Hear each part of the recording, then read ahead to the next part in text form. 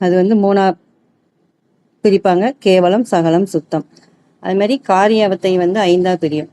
நனவு, கனவு, உறக்கம், பேருறக்கம், உயிர் படங்கள் அப்படின்னு அதுவும் அது வந்து ஐந்தா பிரியும்.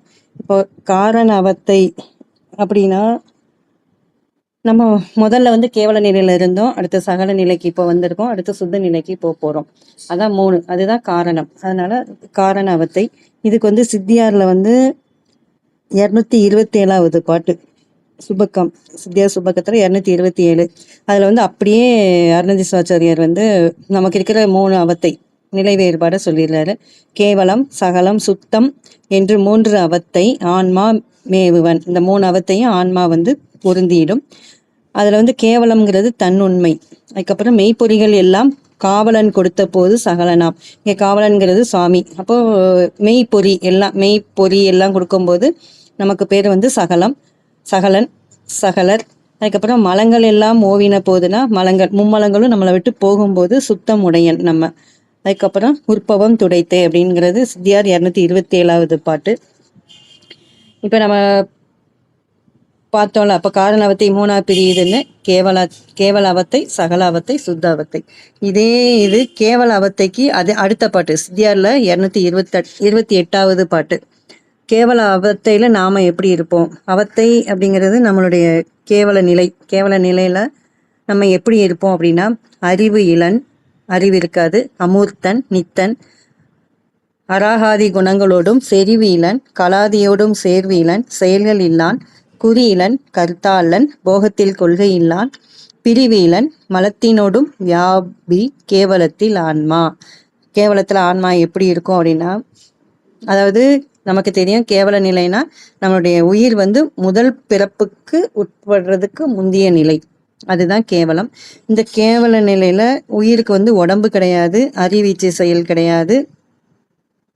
அதுக்கப்புறம் அந்த அறிவீச்சு செயல்கள்ல விளங்க வைக்கக்கூடிய கலை முதலிய தத்துவங்கள் கிடையாது, புத்தி கிடையாது. புத்தியினுடைய குணம் வந்து இங்க வந்து இந்த பாட்டுல வந்து அரகாதி குணங்களோடு செறிவீலன், கலாதியோடு சேர்வீலன், செயல் இல்லான்.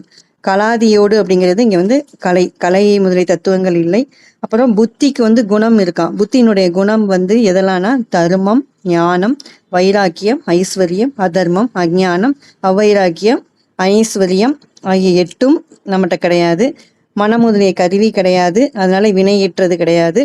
அதுக்கப்புறம் வினை ஈட்டலைன்னா நமக்கு இன்ப துன்பம் கிடையாது. அதுக்கப்புறம் அறிவீச்சை செயல் இல்லை, தனக்குன்னு ஒரு சுதந்திரம் இல்லை. அதுக்கப்புறம் போகங்களை அனுபவிக்கணுங்கிற ஒரு கொள்கையும் இல்லை.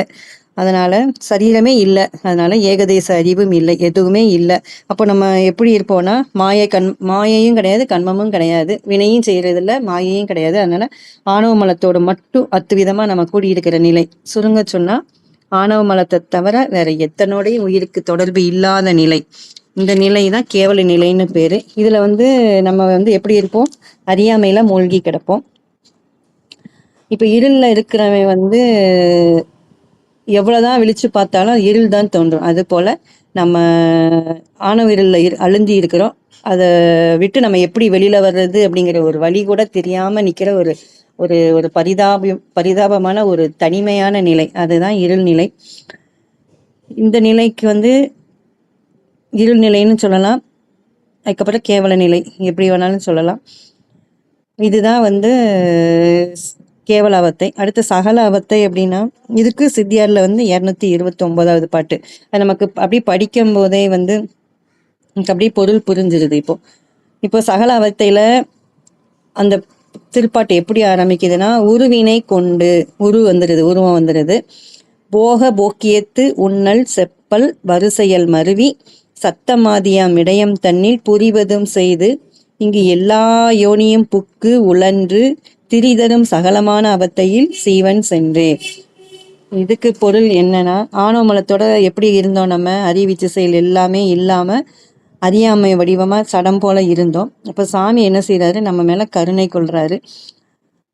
இப்பவும் கேவல நிலையில ஏகப்பட்டது பிறவிக்கு வராம ஏகப்பட்டது கேவல நிலையில இருக்கு. ஆனா நம்ம நம்ம நம்ம மேல சாமிக்கு ரொம்ப கருணை. அதனால என்ன பண்ணிட்டாரு, நம்மளை வந்து கேவல நிலையில இருந்து எடுத்து எத்தனையோ பிறவி, நெடுமரணையா சொன்ன மாதிரி எத்தனையோ பிறவி நம்ம பிறந்து இப்போ சித்தாந்தமும் திருமறையும் படிக்கிற நிலைமைக்கு சாமி கொண்டு வந்துட்டாருன்னா நமக்கு வந்து பிறவி குறைஞ்சிட்டு இருக்குன்னு அர்த்தம். அப்போ கருணை, அவருடைய கருணை தான் இது. அப்போ என்ன செய்யறாரு, கேவல நிலையிலேருந்து நம்மளை எடுக்கிறாரு. அதுக்கப்புறம் நமக்கு ஞானத்தை கொடுக்கணும்னு நினைச்சிட்டு ஞானம் வழங்குறதுக்காண்டி தான் நமக்கு என்னதெல்லாம் கொடுக்குறாரு, கண்மம் மாயை ஆகிய மலங்களை கூட்டுறாரு. கூட்டி சகல நிலைக்கு கொண்டு வராரு. அப்போ மாயை கொடுத்தனா நமக்கு என்ன வந்துடும், கருவிகள்லாம் கொடுத்துட்றாரு, 96 கருவி. அதுக்கப்புறம் என்ன அந்த கருவி கொடுத்தோடனே நம்ம என்ன செய்வோம், வினை ஏற்றுவோம். அப்போ விருப்பு வெறுப்பு வரும். அதனால நல்வினை தீவினை வருது. அதனால என்ன செய்யறோம், பிறக்கிறோம். நல்வினை தீவினைக்கு ஏற்ப பிறக்கிறோம், இறக்குறோம், சொர்க்கம் போறோம், நரகம் போறோம். சில சமயம் ரொம்ப ஒரு அதாவது மன்னிக்கவே முடியாத ஒரு குற்றம், ஏதோ கொலை இல்லைன்னா ரொம்ப கொலைன்னே வச்சுக்கலாம். அப்படி இருந்தனா சாமி வந்து பாழான நிலையில கூட நம்மளை போட்டுருவாராம். அது எத்தனை வருஷம் அப்படி கிடக்கும்னே தெரியாது. அதாவது பிற உயிருக்கு அவ்வளோ மன்னிக்க முடியாத ஒரு துரோகம் பண்ணோன்னா நரகம் போவோம். இல்லை அது ரொம்ப மற்ற உயிரை துன்புறுத்தணும்னா பாடான நிலைன்னா கல்லு போல எத்தனை வருஷம் அப்படி. இன்னொன்று அந்த சூசைட் பண்றவங்களுக்கும் அப்படிதானா, பிறப்பே கொடுக்க மாட்டார் ரொம்ப நாளைக்கு, அப்படி கல்லு போல ஒரு இடத்துல போட்டு வச்சிருவார். அதனால அந்த எண்ணம் வரவே கூடாது. என்ன எவ்வளோ ஒரு சோகம், எவ்வளோ ஒரு கவலை இருக்கதான் இருந்தாலும் அந்த நம்ம உயிரை நம்ம எடுக்கிறதுக்கு நமக்கு உரிமை கிடையாது. சாமி கொடுத்த உடம்பு, அதை உயிரையும் உடம்பையும் பிரிக்கிற அதிகாரம் நமக்கு கிடையாது. அதனால எவ்வளோதான் கஷ்டம் வந்தாலும் அவர் கொடுத்தது, அவர் என்னைக்கு அந்த உடலை விட்டு உயிரை பிரிக்கிறாரோ அன்னைக்கு போய்க்கணும். இல்லைன்னா இந்த பாடான நிலையில ரொம்ப நாள் போட்டுருவாராம். அப்புறம் அப்போ வந்து இப்போ எல்லா தத்துவங்களோடையும் கூடி நம்ம சகல நிலையில இருக்கிறோம். சகலம்னா சகல கலை எல்லாத்தோடையும், கலை முதலிய எல்லாத்தோடையும் கூடி இருக்கிறது தான் பொருள். இப்போ வந்து சகல நிலையில உயிருக்கு உடம்பு கொடுத்துடுறாரு. அறிவு வந்து முதலிட்டு சிறிதே வளர்க்குறாரு. அதாவது ஏகதேச அறிவு தான் கிடைக்குது. அதுக்கப்புறம் நம்ம அந்த போன பாட்டில் படித்தோம்ல, அதாவது கலை முதலிய கருவிகள் கிடையாதுன்னு படித்தோம். இந்த பாட்டில் கலை முதலிய கருவிகள் உண்டு. அதுக்கப்புறம் புத்தியின் குணங்களாகிய அதில் வந்து எல்லாமே போட்டு அதர்மம், அஞ்ஞானம், அவ வைராக்கியம்னு படித்தோம். இங்கே எல்லாமே கருவி கொடுத்தோன்னே நமக்கு என்னதெல்லாம் வருதுன்னா, தர்மம் செய்யணுங்கிற ஒரு நினைப்பு வருது. ஞானம், வைராக்கியம், ஐஸ்வர்யம், அதர்மம், அஞ்ஞானம், அவைராக்கியம், அனைஸ்வரியம் ஆகிய 8ஐயும் பொருந்தி இருக்கும். அந்த 8ம் மனத்தோடைய குணம், புத்தியோடைய குணம்.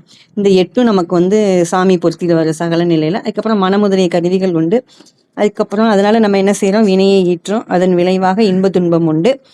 அதுக்கப்புறம் அதனால இன்னொன்று அந்த நம்ம படிக்கிறோம்ல, ஐம்புலன்கள், சுவை, ஒளி, ஊறு, ஓசை, நாற்றம், அதுலயும் விருப்பு வரும். கண்டிப்பா சகல நிலையில இருக்கும்போது ரொம்பவே விருப்பு வரும். அதனால என்ன செய்யறோம், போகத்தை அனுபவிக்கிறோம். பிறப்பிறப்புல புகுந்து போவதும் வருவதும் செய்து உழல்றோம். அதுலேயே ஏகதேச அறிவு மட்டும்தான் உண்டு.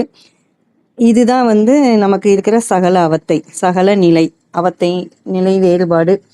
அதுக்கப்புறம் சுத்த அவைத்தையில நம்ம எப்படி இருப்போம் அப்படின்னா, அது சித்தியார்ல 230வது பாட்டு. இருவினை செயல்கள் ஒப்பின், அந்த அதே வந்துருச்சு.